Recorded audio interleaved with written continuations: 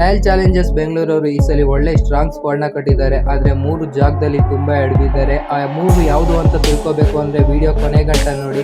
ಹಾಗೆ ನೀವೇನಾದ್ರು ನಮ್ಮ ಚಾನಲ್ಗೆ ಹೊಸದಾಗಿ ಬಂದಿದ್ರೆ ಈ ಕೂಡಲೇ ಸಬ್ಸ್ಕ್ರೈಬ್ ಮಾಡ್ಕೊಳ್ಳಿ ಅಂತ ಹೇಳ್ತಾ ಬನ್ನಿ ಗೈಸ್ ವಿಡಿಯೋ ಸ್ಟಾರ್ಟ್ ಮಾಡೋದು. RCB ಟೀಮು ಯಾವುದೇ ಬಿಗ್ ನೇಮ್ಸ್ ಹೋಗದಲ್ಲೇ ಸ್ಮಾರ್ಟ್ ಆಗಿ ಮೂವ್ ಮಾಡ್ತು ಒಳ್ಳೊಳ್ಳೆ ಪ್ಲೇಯರ್ಸ್ ನ ಪರ್ಚೇಸ್ ಮಾಡಿದ್ದಾರೆ. ಆಕ್ಷನ್ ಅಲ್ಲಿ ಒಂದೊಂದು ರೋಲ್ಗೆ ಒಬ್ಬೊಬ್ರನ್ನ ಅಂತ ಪ್ಲಾನ್ ಮಾಡಿ ಸಖತ್ತಾಗಿ ಆಕ್ಷನ್ ಮಾಡಿದ್ದಾರೆ. ಆದ್ರೆ ಸಣ್ಣ ಸಣ್ಣ ಕೊರತೆಗಳಿದೆ. ಅದರಲ್ಲಿ ಮೊದಲನೇದು ಯಾವುದು ಅಂದ್ರೆ RCBಗೆ ನಂಬರ್ 3 ಯಾರು ಬ್ಯಾಟ್ ಮಾಡ್ತಾರೆ. RCB ಟೀಮು ವೆಂಕಟೇಶ್ ಅಯ್ಯರ್ಗೆ ಆಕ್ಷನ್ಗೂ ಮುಂಚೆನೆ ಪ್ಲಾನ್ ಮಾಡಿದ್ರು. ಅದೇ ರೀತಿ 23 ಕೋಟಿ ಗಂಟ ಹೋದ್ರು ಬಟ್ ಅವ್ರು ಸಿಗ್ಲಿಲ್ಲ. ಅವ್ರ ಬದಲು ಈಗ ಯಾರು ನಂಬರ್ 3 ಆಡೋ ಕ್ಯಾಪಬಿಲಿಟಿ ಇರೋದು ಅಂದ್ರೆ ಅದು ದೇವದತ್ ಪಡಿಕ್ಕಲ್ ಹಾಗೆ ಜೋಕಬ್ ಬೆಥೆಲ್ ಅವರು. ಬಟ್ ದೇವದತ್ ಪಡಿಕ್ಕಲ್ ಅವ್ರನ್ನ ಆಡಿಸಿದ್ರೆ ಅವರು ಜಾಸ್ತಿ ಪೇಸ್ ಅಲ್ಲಿ ಹಾಕೋ ಬೌಲರ್ಸ್ಗೆ ಸ್ಟ್ರಗಲ್ ಮಾಡ್ತಾರೆ. ಹಾಗೆ ಸ್ಪಿನ್ನರ್ಸಿಗೆ ಕೂಡ ಸ್ಟ್ರಗಲ್ ಮಾಡ್ತಾರೆ. 2023ರಲ್ಲಿ ಅವ್ರದ್ದು ಬರೀ 104 ಇತ್ತು ಸ್ಟ್ರೈಕ್ ರೇಟು ಸ್ಪಿನ್ ವಿರುದ್ಧ.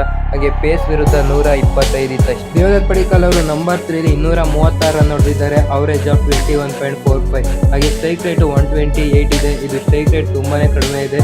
ಆಗ ನಮ್ಮ ಮಿಡಲ್ ಆರ್ಡರ್ ತುಂಬಾ ಒತ್ತಡಕ್ಕೆ ಬೀಳುತ್ತೆ ಬಿಗ್ ಸ್ಕೋರ್ ಅಲ್ಲಿ ಹಾಕೋ. ನೆಕ್ಸ್ಟ್ ಆಪ್ಷನ್ ಯಾರು ಅಂದ್ರೆ ಅದು ಜೋಕಬ್ ಬೆಥೆಲ್ ಅವರು. ಜೋಕಬ್ ಬೆಥೆಲ್ ಅವ್ರನ್ನ ಆಡ್ಸಿದ್ರೆ ಟೀಮ್ ಡೇವಿಡ್ ಅವ್ರನ್ನ ಬೆಂಚ್ ಕೂರಿಸಬೇಕಾಗುತ್ತೆ. ಆಗ ನಮ್ಮ ಮಿಡಲ್ ಆರ್ಡರ್ ತುಂಬಾ ವೀಕ್ ಆಗಿ ಕಾಣುತ್ತೆ. ನಂಬರ್ 3 ಯಾರನ್ನ ಆಡಿಸ್ಬೇಕು ಅಂತ ವಿಡಿಯೋ ಕೊನೆಯಲ್ಲಿ ಡಿಸ್ಕಸ್ ಮಾಡೋದ. ಹಾಗೆ ನೆಕ್ಸ್ಟ್ ವೀಕ್ನೆಸ್ ಏನು ಅಂದ್ರೆ ಅದು ಒಳ್ಳೆ ವಿಕೆಟ್ ಟೇಕರ್ ಇಲ್ಲ ಸ್ಪಿನ್ ಡಿಪಾರ್ಟ್ಮೆಂಟ್ ಅಲ್ಲಿ. RCBಯ ಮೇನ್ ಸ್ಪಿನ್ನರ್ಸ್ ಯಾರು ಅಂದ್ರೆ ಅದು ಕೃನಾಲ್ ಪಾಂಡ್ಯ, ಸುಯಾಶ್ ಶರ್ಮಾ, ಲಿಯಾಮ್ ಲಿವಿಂಗ್ಸ್ಟೋನ್ ಹಾಗೆ ಸ್ವಪ್ನಿಲ್ ಸಿಂಗ್. ಇವರೆಲ್ಲ ಕೂಡ ಒಳ್ಳೆ ಸ್ಕಿಲ್ ಸೆಟ್ ಆಗಿ ಕ್ವಾಲಿಟಿ ಇದೆ. ಬಟ್ ಯಾರು ಕೂಡ ಮ್ಯಾಚ್ ವಿನ್ನರ್ಸ್ ಇಲ್ಲ. ಹಾಗೆ ರೆಗ್ಯುಲರ್ ಆಗಿ ವಿಕೆಟ್ ತಗೊಡ್ತಾರೆ ಅಂತ ಯಾರನ್ನ ಕೂಡ ನಂಬಕ್ಕಾಗಲ್ಲ ಮಿಡಲ್ ಓವರ್ಸ್ ಅಲ್ಲಿ. ಕೃನಾಲ್ ಪಾಂಡ್ಯ ಅವರೇ ನಮ್ಮ ಮೇನ್ ಸ್ಪಿನ್ನರ್. ಅವರು ಕೂಡ ಅಂತ ವಿಕೆಟ್ ಟೇಕರ್ ಏನಲ್ಲ, ಅವರು ಡಿಫೆನ್ಸಿವ್ ಸ್ಪಿನ್ನರ್ ಅಂತ ಹೇಳ್ಬೋದು. ಜೋರಾಗಿ ಆಗ್ತಾರೆ. ಹಾಗೆ ಲಿಯಾಮ್ ಲಿವಿಂಗ್ಸ್ಟನ್ ಕೂಡ ಇದ್ದಾರೆ. ಆಫ್ ಬ್ರೇಕ್ ಹಾಗೆ ಲೆಗ್ ಸ್ಪಿನ್ ಎರಡು ಕೂಡ ಆಗ್ತಾರೆ.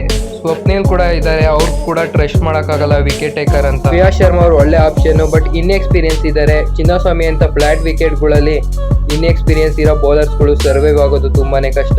ಇನ್ನೊಂದು ಸಮಸ್ಯೆ ಏನು ಅಂದ್ರೆ ಅದು ಮಿಡಲ್ ಆರ್ಡರ್ ಹಾಗೆ ಡೆತ್ ಓವರ್ ಬೌಲಿಂಗ್. RCB ಹತ್ರ ಒಳ್ಳೆ ಪವರ್ ಪ್ಲೇ ಬೌಲರ್ಸ್ ಇದ್ದಾರೆ. ಭುವನೇಶ್ವರ್ ಕುಮಾರ್, ಎಸ್ ಇವರೆಲ್ಲ ಕೂಡ ನ್ಯೂ ಬಾಲ್ ಅಲ್ಲಿ ವಿಕೆಟ್ಸ್ ನ ತಗೊಳ್ಳುವಂತ ಬೌಲರ್. ಬಟ್ ಡೆತ್ ಅಲ್ಲಿ ಯಾರು ಮಾಡ್ತಾರೆ ಅನ್ನೋದೇ ಒಂದು ಕ್ವಶನ್ ಮಾರ್ಕ್. ಅವಾಗಲೇ ಹೇಳಿದಾಗೆ RCB ಹತ್ರ ಯಾವುದೇ ರಿಸ್ಕ್ ಸ್ಪಿನ್ನರ್ ಇಲ್ಲ.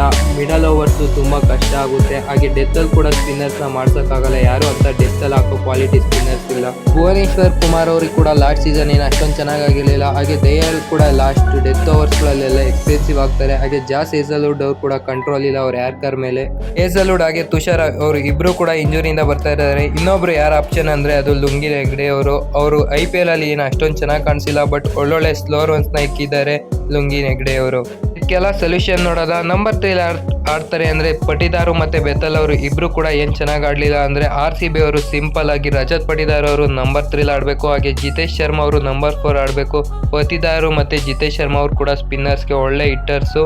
ಅವರು ಆಲ್ಮೋಸ್ಟ್ ಮಿಡಲ್ ಆರ್ಡರ್ ಅಲ್ಲಿ ಸ್ಪಿನ್ನರ್ಸ್ಗೆ ಆಡಬೇಕು. ಹಾಗೆ ಡೆತ್ ಓವರ್ ಹಾಗೆ ಮಿಡಲ್ ಓವರ್ ಕನ್ಸರ್ನ್ಗೆ ಯಾರನ್ನ ಆಡಿಸ್ಬೇಕು ಅಂದ್ರೆ ಅದು ರಸಿಕ್ ದಾರ್ ಅವರು. ರಸಿಕ್ ದಾರ್ ಅವ್ರ ಹತ್ರ ಒಳ್ಳೆ ಸ್ಲೋರ್ ಒನ್ಸ್ ಇದೆ. ಇವರು ಆಡೋದ್ರಿಂದ ಡೆತ್ ಆಗಿ ಮಿಡಲ್ ಓವರ್ಸ್ ಅಲ್ಲಿ ನಮಗೆ ಹೆಲ್ಪ್ ಆಗುತ್ತೆ.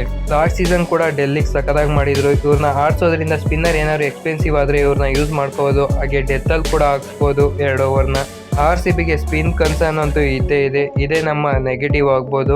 ಇಷ್ಟ ಆಗಿತ್ತು ಇವತ್ತಿನ ವಿಡಿಯೋ. ನಿಮ್ಮ ಥಾಟ್ಸ್ ಏನೇನು, ನಂಬರ್ 3 ಯಾರು ಆಡಬೇಕು, ಹಾಗೆ ಸ್ಪಿನ್ ಡಿಪಾರ್ಟ್ಮೆಂಟ್ ಅಲ್ಲಿ ಯಾರನ್ನ ಆಡಿಸ್ಬೇಕು, ಹಾಗೆ ಡೆತ್ ಅಲ್ಲಿ ಬೌಲಿಂಗ್ ಯಾರ್ಯಾರು ಮಾಡಬೇಕು, ಹಾಗೆ ಪವರ್ ಪ್ಲೇ ಯಾರ್ಯಾರು ಮಾಡಬೇಕು ಅಂತ ಕಮೆಂಟ್ ಮೂಲಕ ತಿಳಿಸಿ. ಇಲ್ಲಿವರೆಗೂ ನೋಡಿದ್ದಕ್ಕೆ thank you for watching. By.